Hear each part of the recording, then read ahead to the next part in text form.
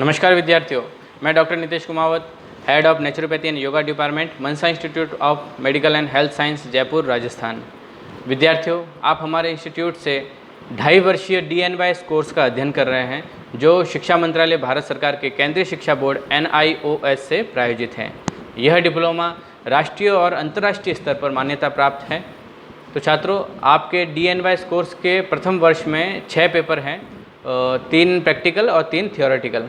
तो जिसमें से 3 थियोरेटिकल पेपर जो है 811, 812 और 813 नंबर, तो उनका हम शॉर्ट नोट्स के द्वारा अध्ययन करवा रहे हैं। वैसे तो आपके पास में भारत सरकार द्वारा प्रिंटेड जो बुकें थी इंस्टीट्यूट के द्वारा पहुंचाई जा चुकी होगी, तो उनका भी अध्ययन करें। साथ साथ में इन शॉर्ट वीडियोस को भी देखें, जिससे आपको बेनिफिट ये होगा कि आपको कॉन्सेप्ट समझने में बहुत मदद मिलेगी और आप पहले से और बेहतर नंबर लाने के काबिल बन जाएंगे।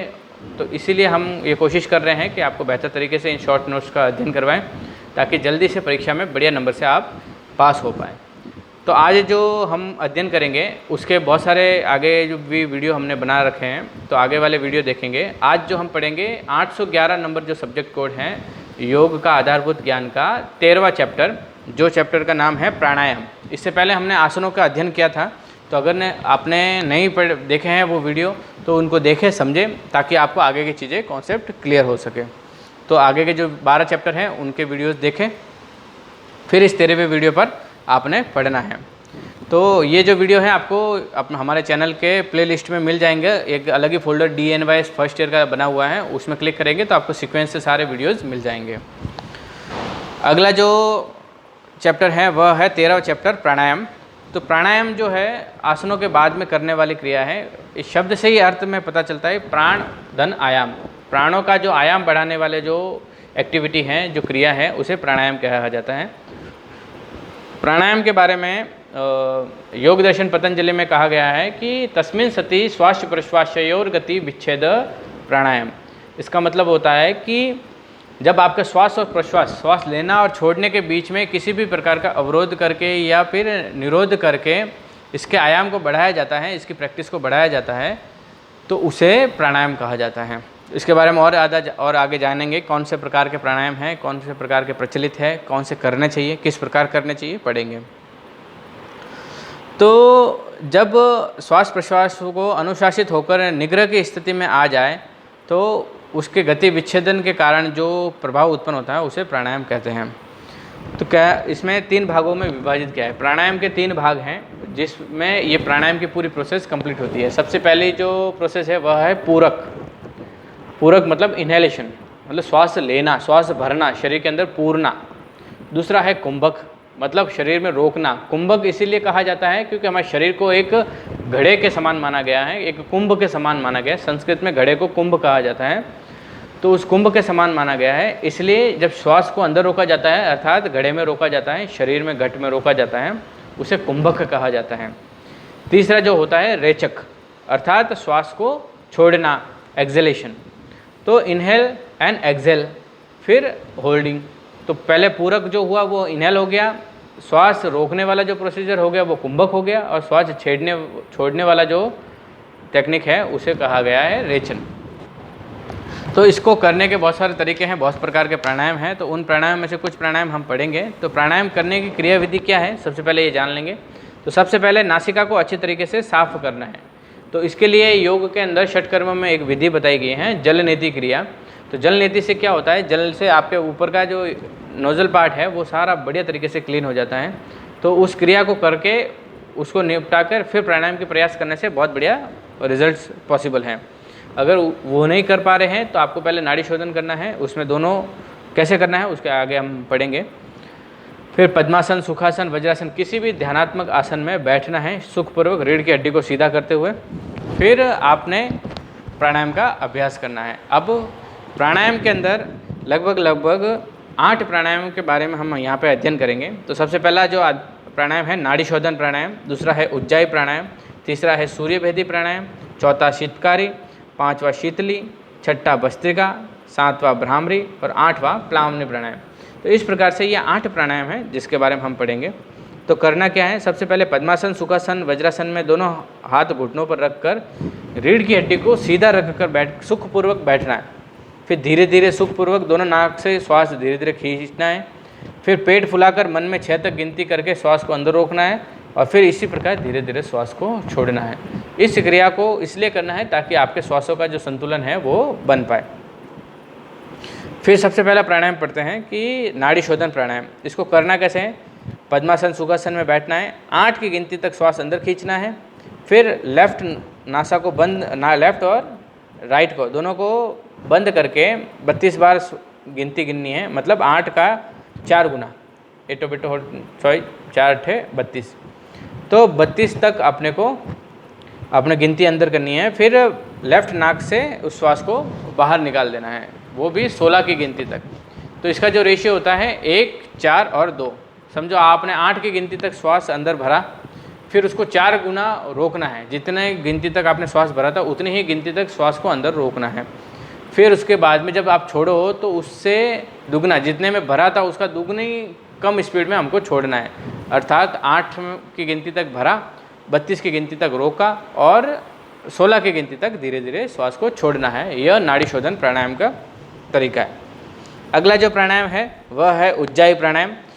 तो इसमें करना कैसे है कि ध्यानात्मक आसन में बैठकर पेट को अंदर खींचें, जीवा के अग्रभाग को मोड़कर तालू पर लगा लें। इस जीभ को मोड़कर ऊपर दांतों के ऊपर वाले जो पार्ट है तालू में उसमें लगा लें।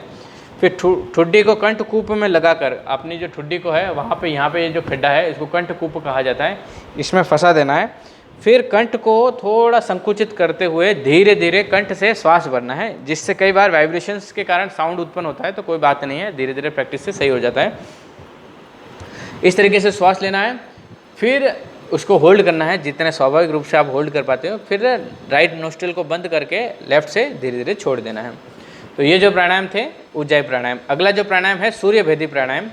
तो सूर्य भेदन अर्थात पिंगला नाड़ी का भेदन। पिंगला नाड़ी बोलते हैं राइट वाले नोस्ट्रिल को।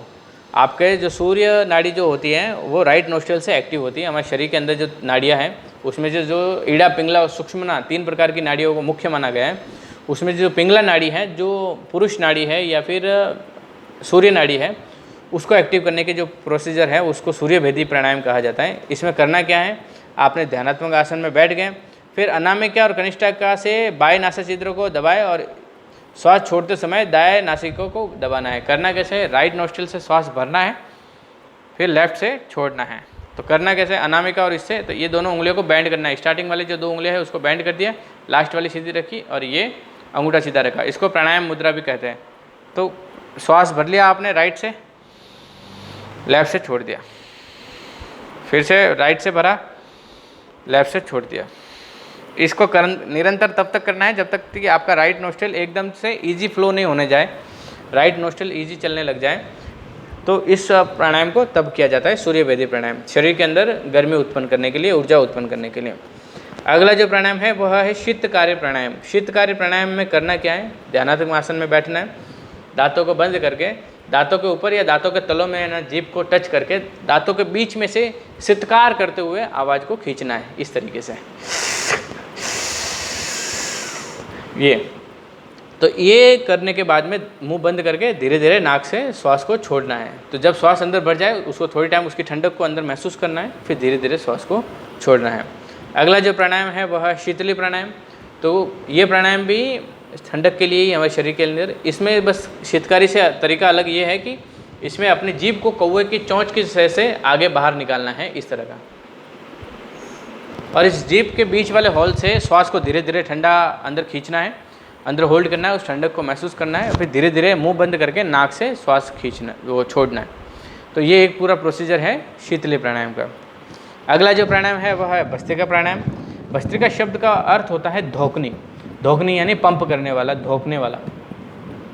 तो इस प्राणायाम को कैसे करते हैं, तो धोकनी की तरह लंबा श्वास लेना है, सुखासन में बैठने कर करने वाली जो चीज़ है। इसमें करना क्या है कि श्वास को लेना है, फिर श्वास को उतना ही छोड़ना है।